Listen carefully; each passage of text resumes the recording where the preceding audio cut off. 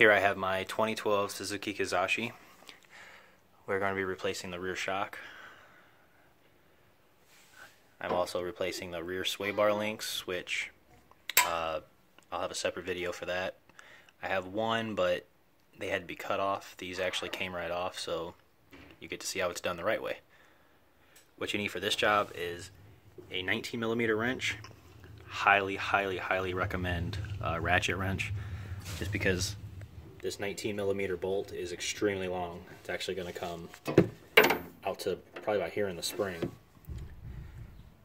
Up here you have two 12mm bolts, and that's it. Shock comes right off, and I'll show you how to assemble a new one. I like to put a jack stand here and keep this entire assembly level as possible. Just makes it a lot easier for everything. And you're going to want this jack, because eventually the bolt's going to come out to a point, and then you're going to have to raise and lower the car to make it go in between, make the bolt go in between the springs. So once you get the 19mm bolt loose,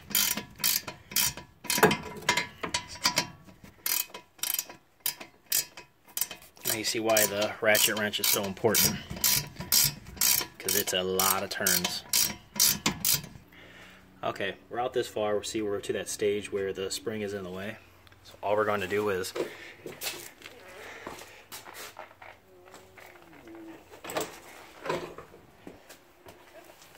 just one slight push, and you can see how that really opens it up.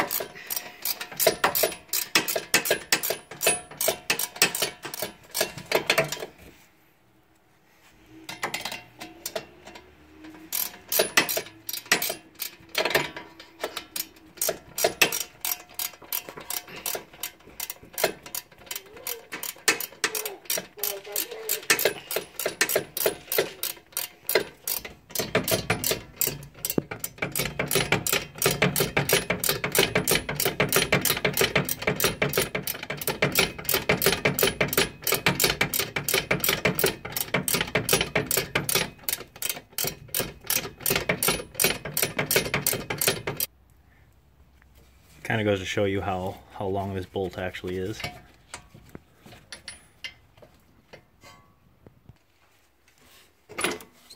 Take that out, twist the shock, pull the bolt out. That's what we're looking at. Huge. Then you take your 12mm, take off these two up top. If you're not as patient, you can remove, there's 3 of them, actually be able to pull this down, but I don't need that.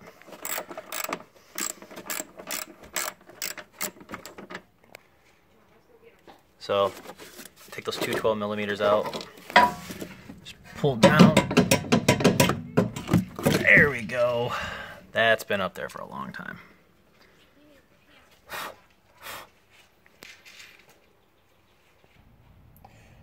All right. Now that you got your old shock off, here's your new one. You got to take off all this assembly. You're gonna need a crescent wrench and a 14mm wrench.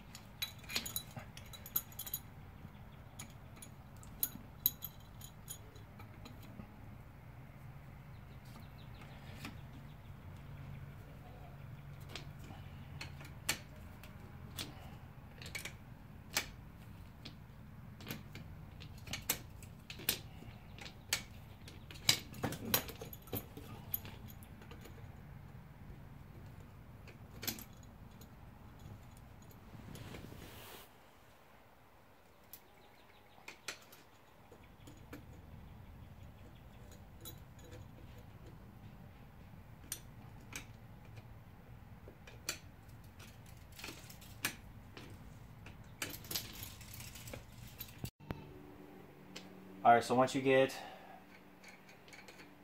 your nut off, toss that to the side. They give you a brand new one. Everything else you keep.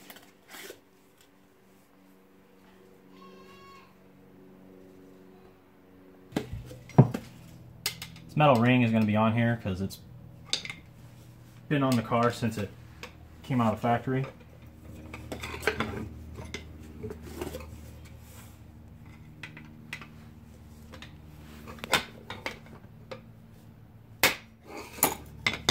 One little tap, comes off.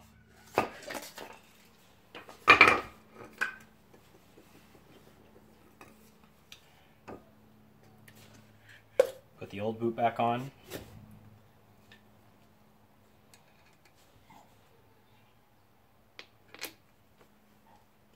And your nice new shiny 14mm.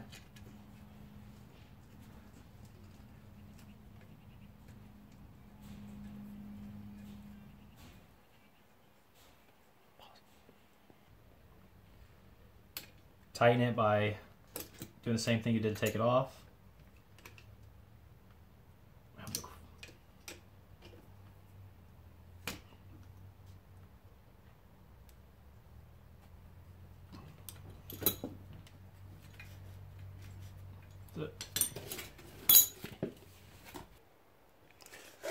Once you got your new strut shock assembled, put the boot back in. Get the top locked in with your two 12mm bolts.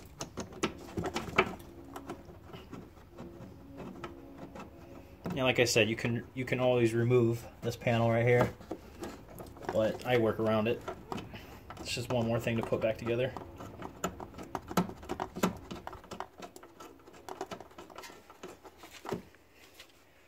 Don't fully tighten them yet.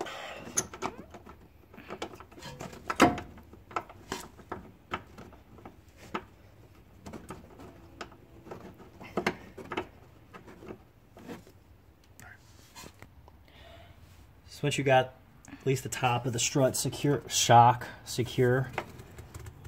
it's under pressure, so you do have to use a little muscle. But put your 19mm bolt in. Line it up, push it in,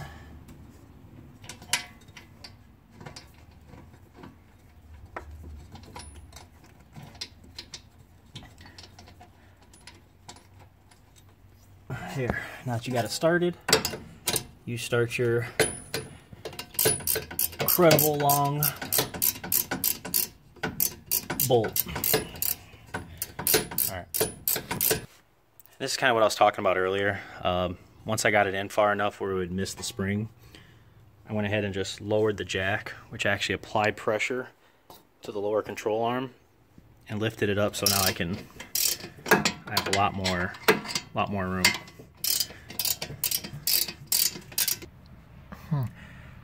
Once you get your 19mm all the way back in, come up to the top, finish tightening up the 12mm.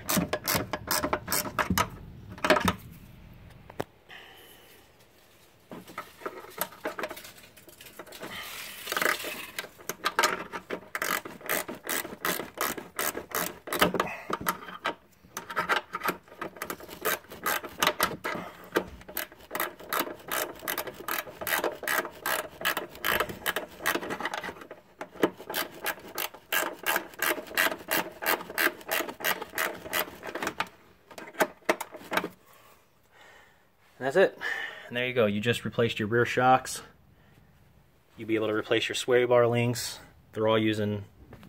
I'm not using any power tools. This is all hand tools. And they want to charge you $400, $500, $600 to do this job, but you could do it yourself. Not filming, I've replaced these rear shocks in under 30 minutes. Same thing with the sway bar links. If you don't cut them, they come right off, and it's a 15-minute fix.